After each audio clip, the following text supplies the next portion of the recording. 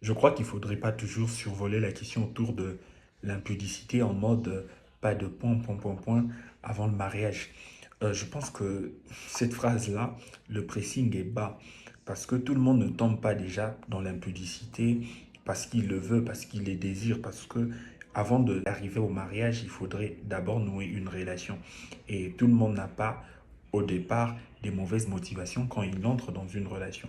Et si vous avez une mauvaise motivation quand vous entrez dans la relation, alors le risque de tomber dans l'impudicité est grand. Donc, si vous voulez bel et bien honorer la voix de Dieu qui dit fuyez l'impudicité, alors ayez des bonnes motivations déjà une fois que vous entrez dans une relation. Si vos pensées ne sont pas pures dès le départ, le risque est grand. Mais cela ne suffit pas parce qu'il y a des personnes qui n'ont pas nourri cette motivation-là. Mais le long de la relation, plus on développe des sentiments pour l'autre. J'ai entendu quelqu'un, je vais reprendre ce qu'il a dit, quand deux cœurs s'aiment, les corps s'attirent.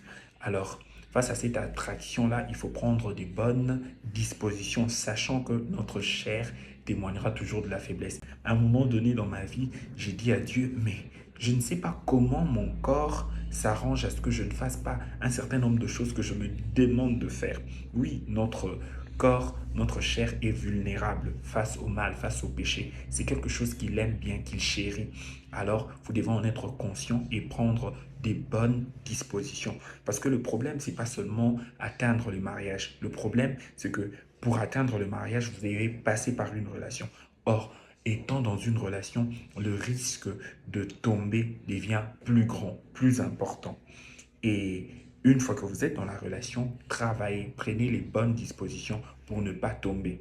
Avec cette perception de choses, le pressing n'est plus bas, mais plutôt haut. On se rend compte que le problème, c'est pas seulement atteindre le mariage, mais le problème, c'est que quand je suis dans la relation, je dois serrer la ceinture pour pouvoir atterrir dans le mariage et vivre bel et bien mon expérience sexuelle à ce moment-là. Ben, nous allons passer à une femme qui inspire dans la parole de Dieu. Dans votre marche avec Dieu, c'est une qualité qu'il faudrait bien avoir et mieux encore le développer. Contre toute attente, cette femme a réalisé des exploits.